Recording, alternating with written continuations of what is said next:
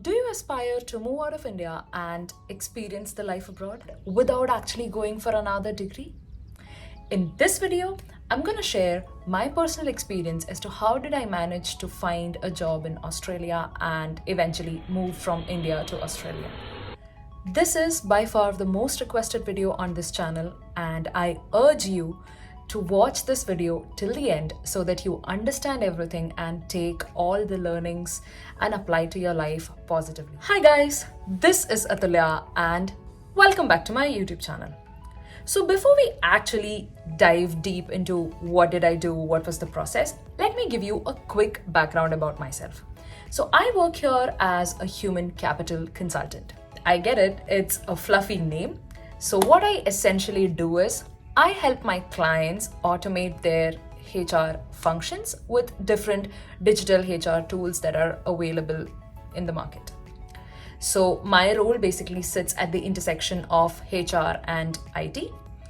And if I talk about my educational background, I am an IT engineer with human resource management as her master's. So now that you know me, let's actually start talking about the process. So I have divided this video into 3 sections. The first one is where I actually talk about the process, what happened, the timelines, and all of that. In the second section, I'll actually share what I believe worked for me. And third, I'd like to give you my tips and tricks if you are considering to move out of India to any other country on a work visa or through a job. So now, without further ado, let's get started. So now, let's start with the process. Back in 2021, I passed out of my MBA and I was campus placed within an MNC where I was working as a human capital consultant. After about 6-7 months, I started feeling that it's time to make a switch for career progression. Reason being, during that time, I observed that a lot of people in my circle are actually switching from one company to another, and I wanted to leverage the job market during that time. So I started preparing myself, my resume, and I started working on myself. I started acquiring new skills. I started attending interviews. So basically, while I was working, I was also working on myself to make a switch. And during that time, I did have few offers within India as well. And while I was serving my notice period, I actually came across this LinkedIn job post, which was actually for Australia. So what really intrigued me was the job description for this job post was exactly same as what I was actually doing back in India. And I kind of felt that this job is just for me. The way the job description was built, every point in that was something that I have been doing or I aspire to do. So I kind of felt that it's very well aligned to my aspirations, to my qualifications, to my experience. So let's just give it a shot and apply. So when I saw this, I tailored my resume a bit and then applied to this job post. So during the 4th week of Feb is when I got my first call from the HR, and it was 8 a.m. in the morning. I was half asleep, but the moment I got to know that it is from the company that I had applied, I was wide awake, and that was my very first round. And in that round, she basically tried to understand me. Why am I applying to a position which is not in my country and things like that? So that was more like a conversation as to why do I feel that I could be a great fit for the role. So that was the first round, which was the HR round. After that, I had 2 more rounds, one at a director level and the other one at a partner level. So there was a gap of 2 weeks between each of these rounds. And my interviews went for about 1 to 1.5 hours in both cases. Although my interviews, or rather my conversations, went very well in both the rounds, I wasn't sure whether I'll get a job because I also needed visa sponsorship. So that was the entire process, and it took about 50 days, after which I got my offer on 8th of April. So after that, there was an Easter break, because of which a lot of communication did not happen, and I didn't know what's going to happen and how do I get my visa or any of that. So after the Easter break, I believe in the first week of May is when I started having the conversations again with the team based out of here. And then my visa process was started, and there were a lot of formalities that was to be done.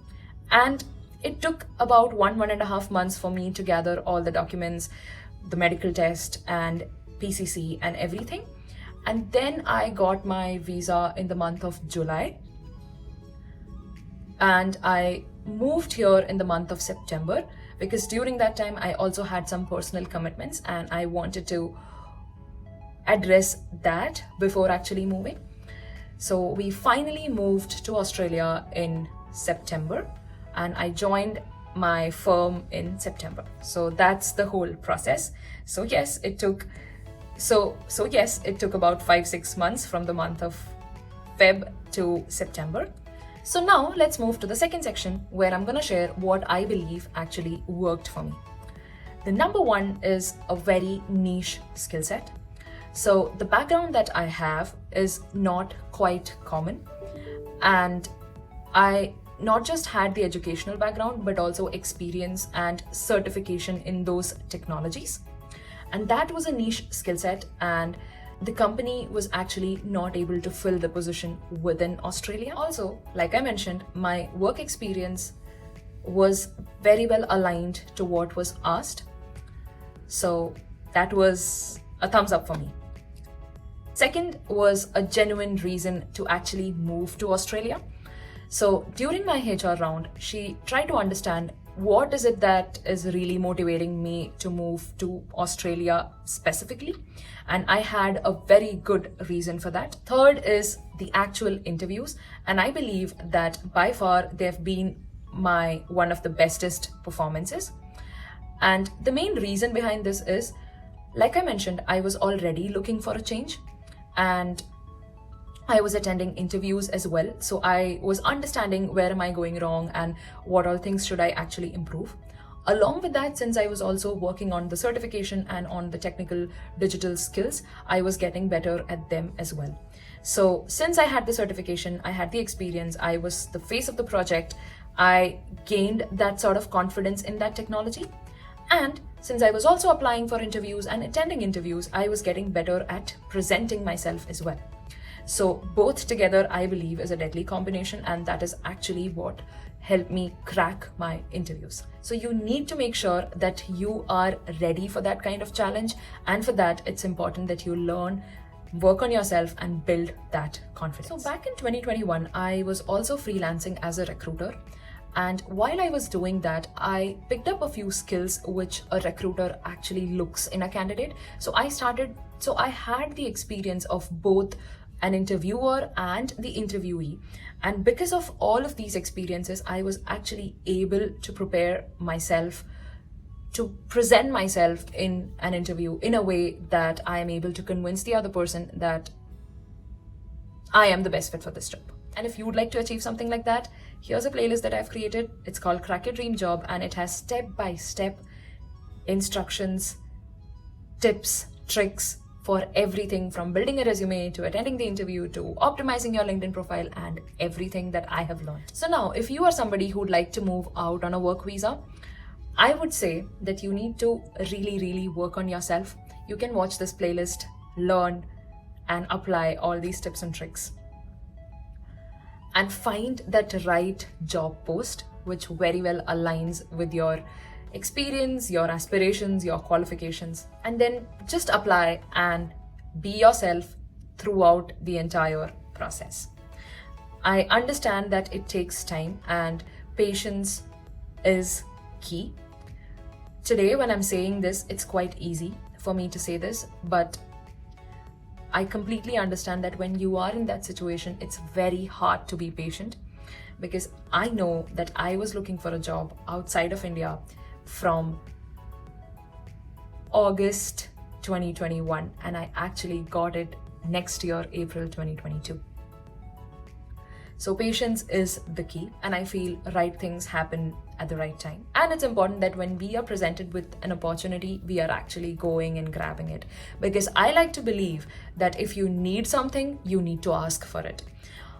Another challenge that I was facing is, while I was doing this, looking for a job outside of India, specifically in Australia, a lot of people told me that that's not possible. But I like to believe that if you want something and if you're really working hard towards it, no matter what, it might take some time, but you will get it.